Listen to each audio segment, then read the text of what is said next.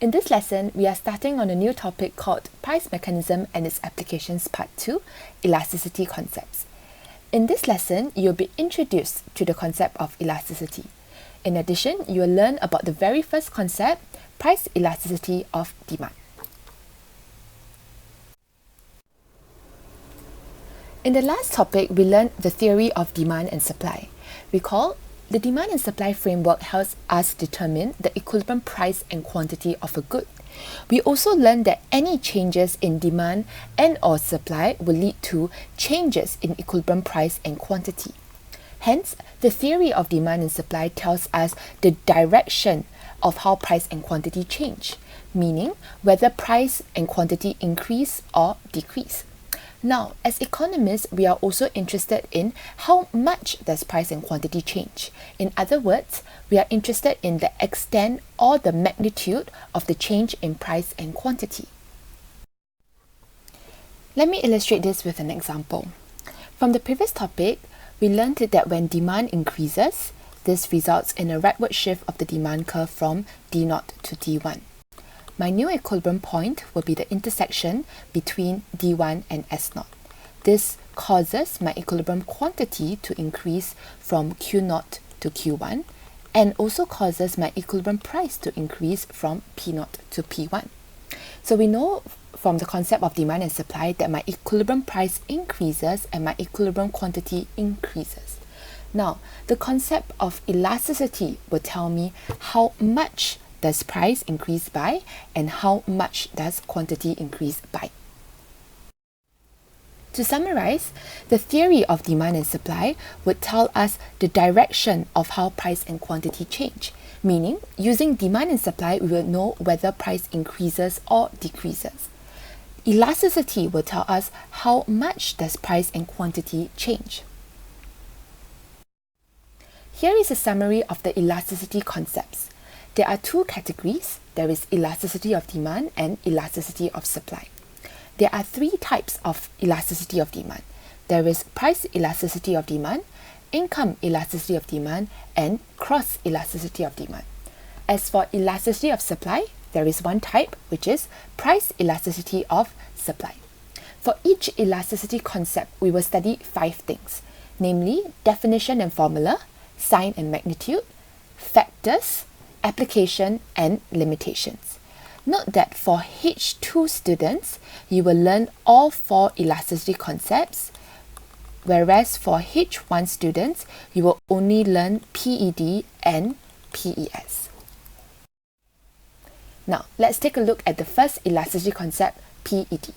Let's first look at the definition and the formula. Recall, what is the law of demand? The law of demand states that there is an inverse relationship between price and quantity demanded of the good. Meaning to say, when price increases, quantity demanded decreases and vice versa. Now also remember that for elasticity, we are interested in the magnitude or the extent of change. So in this case, this is what we are interested for PED. When price changes, how much does quantity demanded change? This is the economic definition of PED. PED measures the degree of responsiveness of quantity demanded of a good to a change in the price of the good itself, ceteris paribus. In other words, when the price of the good changes, we want to know how much does quantity demanded change, keeping other factors constant. So in this case, the degree of responsiveness of quantity demanded refers to how much quantity demanded changes. Now, what about ceteris paribus? Now, remember that ceteris paribus refers to holding all other things constant. In this case, what are we holding constant? We are holding the other non-price determinants of demand constant, meaning your p-type. Okay, think about it. How is this represented on a demand curve? In this case, it is a change in the price of the good, which results in a change in quantity demanded, and thus this is represented by a movement along the demand curve. What is the formula for PED? PED equals to the percentage change in quantity demanded of a good divided by the percentage change in the price of the good itself. Now notice that we use percentage change. Firstly, recall that the formula for percentage change is the final value minus the initial value divided by the initial value times 100%. Now, why do we use percentage changes? This is due to two reasons. Firstly, price and quantity are in different units, so percentage change allows us to compare variables with different units. Secondly, percentage change tells us how big a change is. For example, we do not know whether a $1 increase is significant until we know the price. So if the price of the good is 10 cents, an increase in $1 would be significant. On the other hand, if the price of a good is $100, an increase in $1 is insignificant. To summarize, this is a definition of PED. Degree of responsiveness of quantity demanded of a good to a change in the price of the good itself, ceteris paribus. And this is the formula for PED, percentage change in quantity demanded divided by percentage change in the price of the good. Now, let's look at the sign and the magnitude of PED. First, let's do some calculation. Pause the video for a while to work out the answer for example 1. Now in example 1, you are tasked to calculate the PED for Nike Air Force 1. We know that PED is the percentage change in quantity demanded divided by the percentage change in price.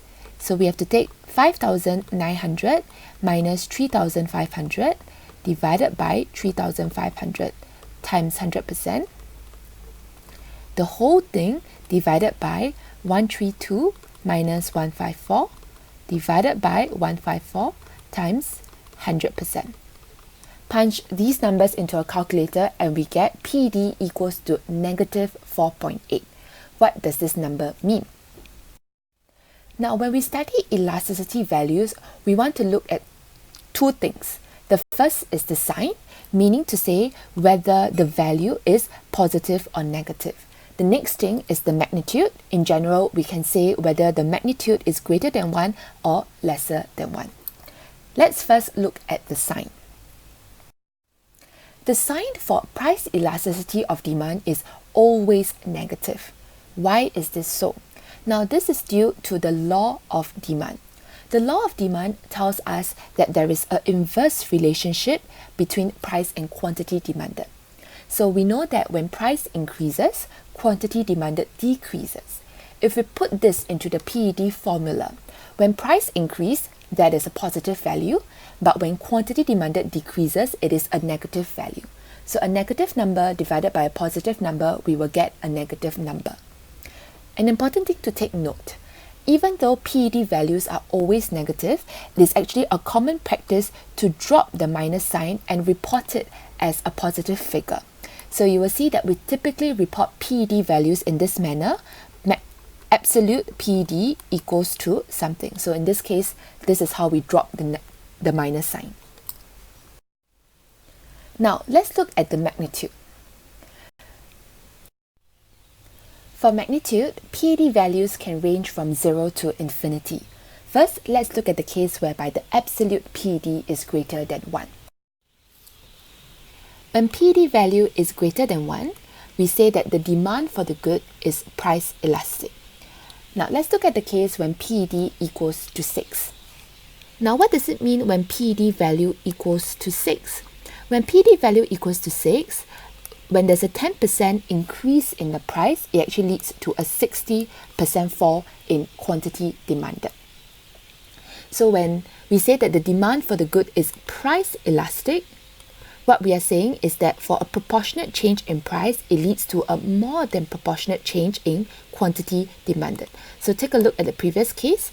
When there is a 10% increase in price, quantity demanded falls, but more than proportionately because 60% is greater than 10%.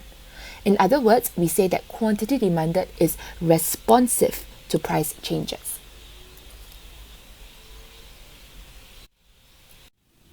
How is this represented on a demand curve? Let's take a look.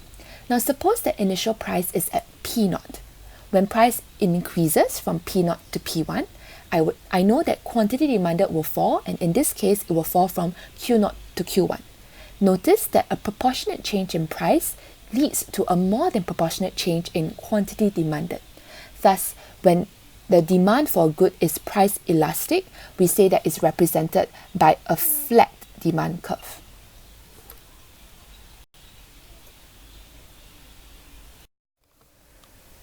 Now, let's look at the case whereby the absolute PED is greater than 0 but lesser than 1.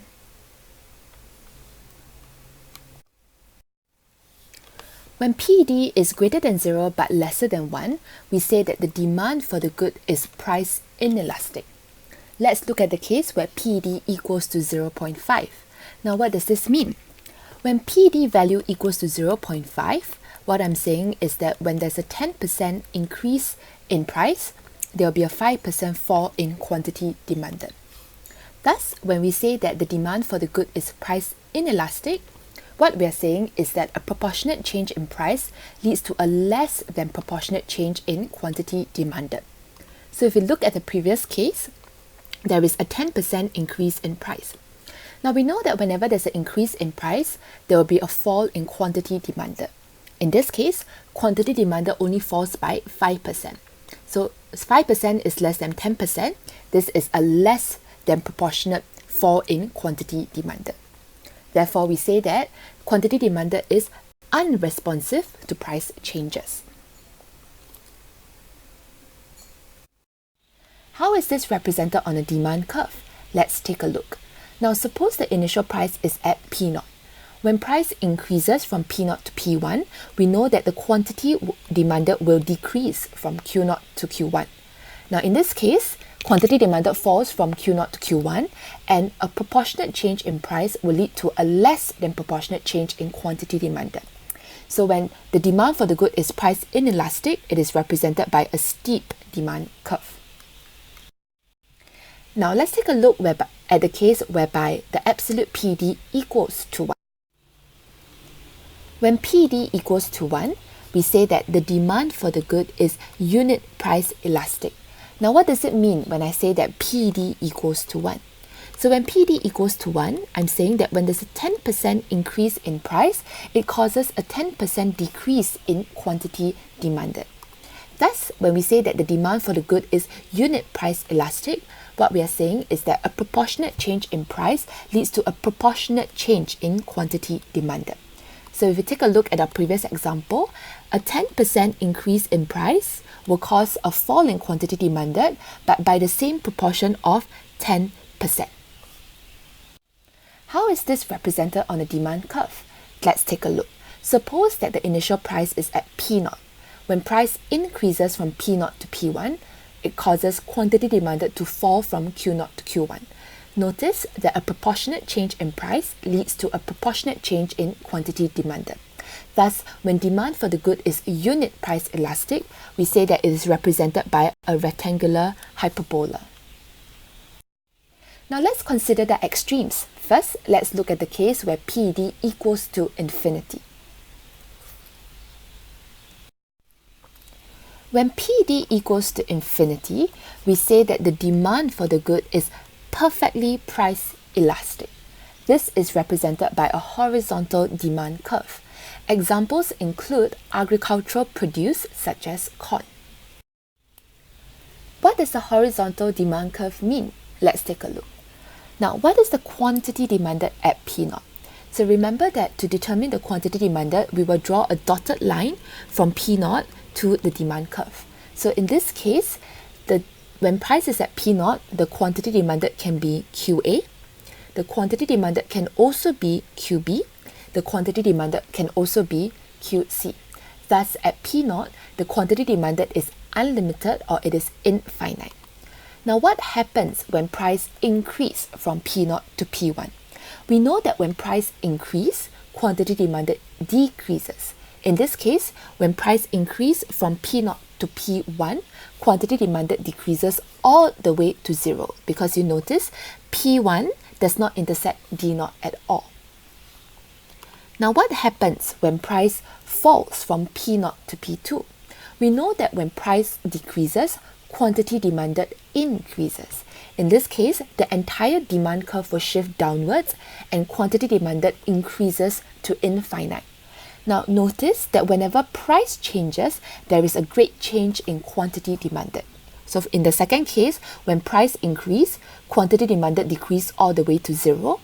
In this case, when price decrease, quantity demanded increase all the way to infinity. So when PED equals to infinity, we say that the demand for the good is perfectly price elastic. So what does this mean? From our previous slide, we noticed that whenever there are small changes in prices, it will lead to infinite changes in quantity demanded. So as a result, my PED value will be infinite. Hence, when demand for the good is perfectly price elastic, what does this mean is that any change in price will lead to an infinite change in quantity demanded.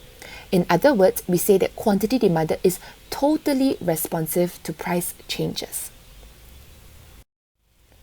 Now let's look at the other extreme, PED equals to zero. When PED equals to zero, we say that the demand for the good is perfectly price inelastic. Now in this case, this is represented by a vertical demand curve. What does a vertical demand curve mean? Let's take a look. When price is at P0, what is the quantity demanded? You will notice that the quantity demanded is at Q0. Now what happens when price increase from P0 to P1? When price increase from P0 to P1, quantity demanded still remains at Q0. Now what if price falls to P2? Quantity demanded still remains at Q0.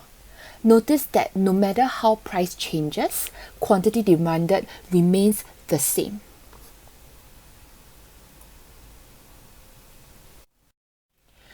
When PED equals to zero, we say that the demand for the good is perfectly price inelastic.